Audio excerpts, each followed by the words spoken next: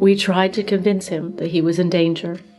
If only Breck had believed us, my beautiful boy would still be alive today. An online friendship turns deadly. A teen accidentally shoots his friend, and a 911 dispatcher answers a call from her daughter. Under instructions from 18-year-old Lewis Daynes, 14-year-old Breck Bednar had told his father he was going to meet a friend on 16 February 2014. He later asked permission to stay overnight. Breck was never seen alive again. What happened at that apartment remains a mystery. At 1840, Lewis ordered a pizza. The next day at 11:06, he made this call to emergency services. Essex Police Emergency. Hi there. Hello. I need police and a forensics team to my address, please. What do you mean? What's happened? My friend and I got into an altercation, and I'm the only one who came out alive. Are you telling me you've killed somebody? Yes, I am. Right, and who am I speaking to? My name is Lewis Daynes. I'm 18 years old. Right, okay. And what's actually happened? My friend came to stay the night with me yesterday, feeling very down, feeling suicidal. And I woke up this morning, he was in a mess. I tried to calm him down. I hugged him, then said that I was there for him. He shrugged me off. Can you just bear with me a second? Don't tell me any more, okay? You're telling me he is definitely dead? I'm telling you he's definitely dead. Bear with me a second. Right, okay, Lewis, I need you to just take me back through that again. So what happened last night? Okay. He came to stay with me because he was feeling down. What's his name? Breck. B-R-E-C-K, Bednar, B-E-D-N-E-R. Sorry, B-R-E... Breck? Yes. And then his surname is? Bednar, B-E-D-N-E-R.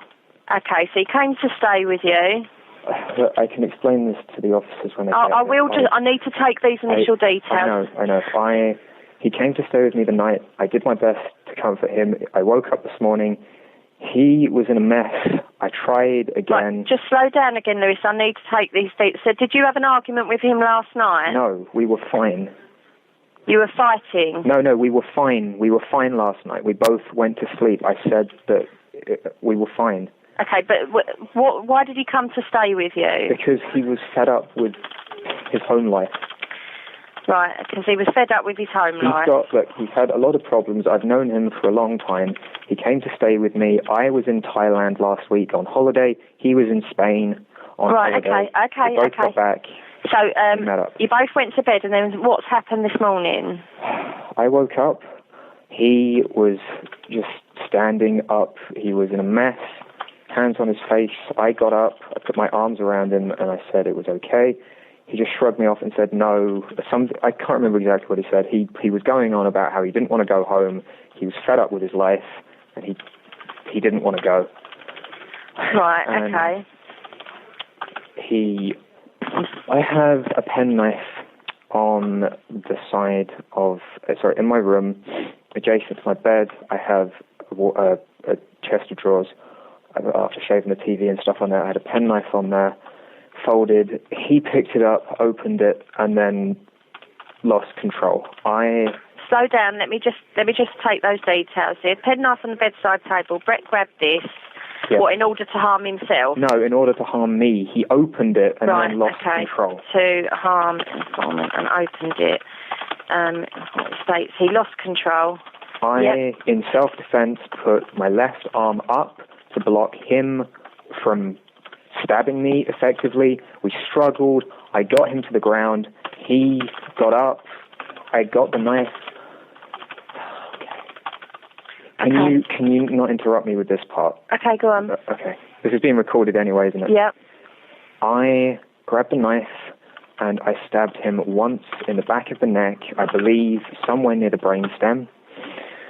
He turned around, tried to carry it on, and I think I stumbled on my chest of drawers. I fell over. I got back up, backed away, and then I don't remember exactly what happened, but the fight ended with me cutting his throat.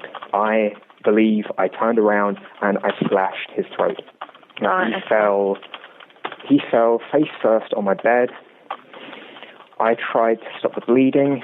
Yep. He fell onto the floor. Yep. I couldn't stop it. His throat was properly cut. And he's still on the floor? Yes.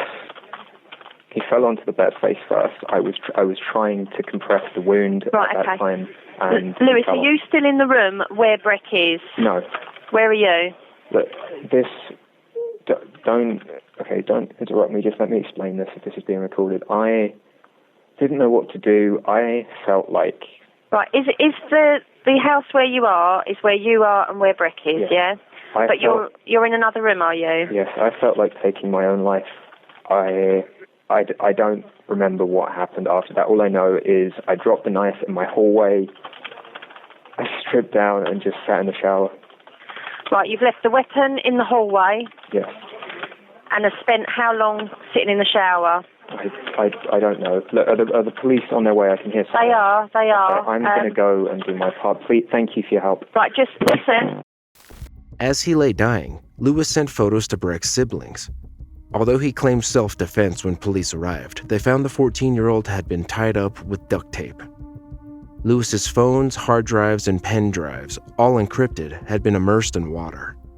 He refused to give police access to passwords to any of the devices. The victim's bloody clothes were found in a garbage bag inside the Essex apartment. There was evidence of some sexual activity between the two before Breck was murdered. However, there's never been any specific information released about this aspect of the murder. Breck Bednar was a churchgoer and member of the Air Training Corps. He had started communicating with Lewis through a gaming website in 2013. A couple of his friends were already members of it too. Together, the boys would play games and chat over TeamSpeak, software that acts like a conference call. But some of the gamers soon became concerned Breck was being controlled and turned against his family. Lewis Daynes had told the younger teens that he was a 17-year-old computer engineer. The impressionable schoolboys believed him when he said he ran a very successful company in New York. In reality, Lewis was unemployed and lived alone in Gray's Essex. Breck, his triplet siblings, and his parents lived in Surrey. His mother, Lauren Lefebvre, said she, too, noticed her son's behavior starting to change. She raised her concerns by contacting Surrey police in December 2013. Here's part of that call. Good evening, sorry please, how can I help? Yes, I have a 14-year-old son, and there's an 18-year-old unknown, well, he says he's 18-year-old person, and I feel like he's being groomed. He's being turned against his family and schooling, and it's been ongoing for a while, and I'm getting really concerned that this person isn't actually who he says he is. Lauren told them Lewis had reportedly given £2 million to the Syrian rebels, and he was teaching the teen boys about hacking. So at the very least, it was a terrorist concern that she felt was not taken seriously. By that point, the mother of four had taken away all of Breck's technology, called the police, and held a meeting with his friends to speak about the potential danger. Lauren didn't know that Breck had recorded the gathering with an MP3 player that Lewis had bought him. Additionally, Lewis had secretly couriered a phone to the 14-year-old without his parents knowing. The Surrey Police Department promised to look into Lauren's concern but didn't do anything. They were later found to have acted negligently. Despite the mother's best efforts, Breck continued the communication. When Lewis allegedly told him he was terminally ill and needed to pass his company over to someone he trusted, the 14-year-old took a cab to the killer's apartment. Breck had lied to his father about where he was going, saying he would be at a friend's house nearby. He was killed the next day. Then, more damning allegations that should have been noted by Surrey police came out the day after the murder. 3 years before befriending the teen boys, Lewis was accused of sexually assaulting a young boy and allegedly possessing inappropriate images of minors. Yet despite the accusations, he was neither investigated nor prosecuted. Lewis Daynes initially insisted that Breck Bednar's murder had been accidental, but detectives saw through his story. Then, in a surprise move before his trial, he changed his plea to guilty during his pretrial hearing. In 2015, Lewis was given a 25-year sentence. The prosecution said that although the killer was only 18 when he committed the murder, he was a controlling and manipulative individual who planned out the crime. It stood out as one of the cruelest and most violent cases they dealt with, but that wasn't the end of the family's terror. Following the sentence, Breck's mother received taunts from Lewis in a series of blog posts. In these posts, he took offense to the description of his apartment as grotty and insisted it was clean and tidy. He also wrote that he could have fled the scene with his substantial funds and that his actions do not fit the profile that has been created by the media and family. While these comments were despicable, police said there was insufficient evidence to charge him with harassment. Lauren Lefebvre then contacted Google to take the blog down, but their response redirected her to Lewis. 4 years after the killer was sentenced, one of the victim's sisters received threatening and tormenting messages on Snapchat from someone claiming to be Lewis's cousin. The teen spoke to BBC Newsnight about the ordeal. Well, they first started coming to me on January 22nd, and it was from an unknown account. I didn't recognise the name. It was it meant nothing to me, and they just added me on Snapchat, and I opened the message, and it was a picture of me and Breck, and then that's where it all started from. According to her, some of the messages read, "I know where your brother is buried, and I'm going to smash his tombstone." Police were once again contacted, but they told the Lefebvre family to just get some security systems. They told her to delete her social media and essentially go into hiding, but never helped the family. Even when the sibling received a follow request from Breck on Instagram, the social media company advised them that only the person being impersonated could have the fake profile removed, even though he was dead. Breck's mother still believes that his murder was preventable. She created the Breck Foundation to campaign for tighter regulation on behalf of social media companies. And the film Breck's Last Game was rolled out to high schools in the UK to encourage teens to be more vigilant about who they talk to online. He trusts me. Lewis is a liar. Liar. Lewis is a liar. Lewis is a liar. Liar. Liar. Lewis is a liar. Lewis is my friend. As for Lewis Daynes, he won't be eligible for release until 2039, when he'll be in his early 40s. In a newly released 911 call from July 2022, you can hear a devastated and frantic mother telling a dispatcher that her 18-year-old son had just accidentally shot his 17-year-old friend.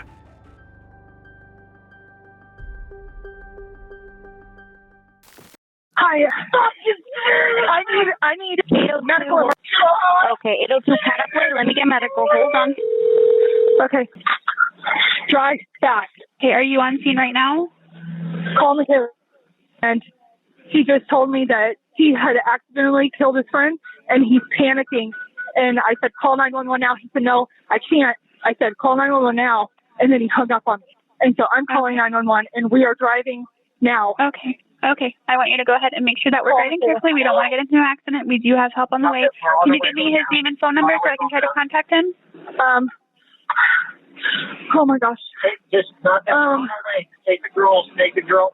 Take the girls to Miss Lindsay. Take the girls to Miss Lindsay. Get Miss Latoya over there now. Are you able to give me his name and number? His number offhand. I'm sorry, I don't. Okay. Is there a way that we could look it up? He's probably gonna go hurt himself.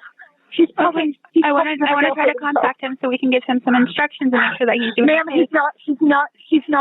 He's gone. He's running. He's gone. Okay. He's gone. He's probably going to go kill himself. Are you able to look up the phone number? Yes. Hold on. Call Troy and get him over there now. I am. Okay. And this was your son, you said? Ma'am, I'm so sorry. Hold on. That's okay. You're doing a good job. I'm going to go ahead and disconnect with you, but we do have help on the way, okay?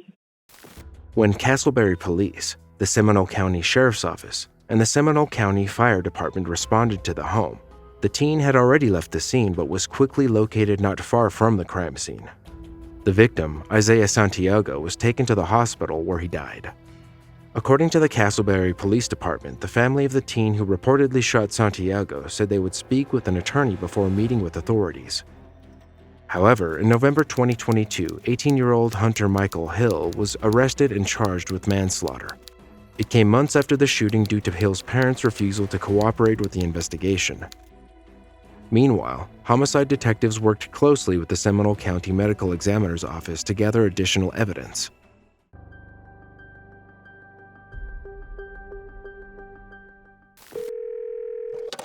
Around 11 a.m. on July 25, 2022, a witness called 911 to report a shooting at a local Richmond deli. 911, do you need police, fire, ambulance? We shot. Hurry up. What is the address? We're off. There's a family outside, and the lady just shot a man. Okay, that address didn't verify. Can you repeat the address for me? No. Hold on. Let me. And what is the phone number you're calling from? And what does the suspect look like? Where's the suspect now, ma'am? Ma'am, where's the suspect now, the person who shot? They're in the parking lot still. They're in the parking lot. And what do they look like? It's a black male and a black female. She's got on a very colorful outfit, and we got pictures. But their cars are still out here. There's another whole family outside with children outside. We're inside the restaurant. They're outside of the restaurant in the parking lot. Okay, gotcha. No, be careful, y'all. Don't go towards those windows. Throw it off. All right. How many people are involved total? There was two people. There is two people outside. It's two people involved in that. There was an altercation, and then she got out a gun and shot the man. It's a black man and a black woman. That's who was in the altercation. I hope so. Are y'all on the way to? Yes. Okay. Yeah, we've got you. Is anyone injured? Yes, I think the man is injured. I think she shot the man. All right, just the one, or is there anyone else injured? I'm not sure, ma'am. We're hiding in the bathroom. Oh, okay. Okay. And what is your name? There's blood everywhere. There's blood all over the car. And did you say, who did you say shot the man? Was it the woman shot the man? Okay. The woman that's outside arguing with him. A black woman shot the black man. There's blood everywhere outside. We're open. We're a place of business, and we're open inside. We're just all the employees that just witnessed this. All right. Everyone is en route right now. Everyone is en route right now, she said. Yes. Call us back if anything changes. Okay.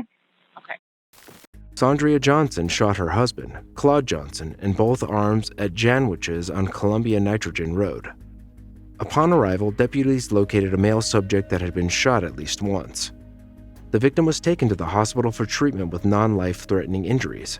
The Richmond County Sheriff's Office then arrested Sondrea for aggravated assault and possession of a firearm during the commission of a crime. It's still unclear what led up to the altercation.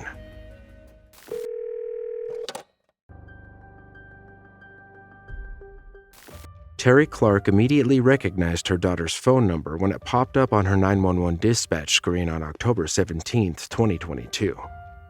The veteran New Orleans emergency dispatcher had always taught her 16-year-old daughter that she couldn't call 911 to talk to her mom.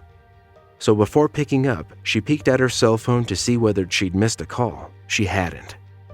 And so Terry answered the same way she had responded to thousands of others over more than 2 decades.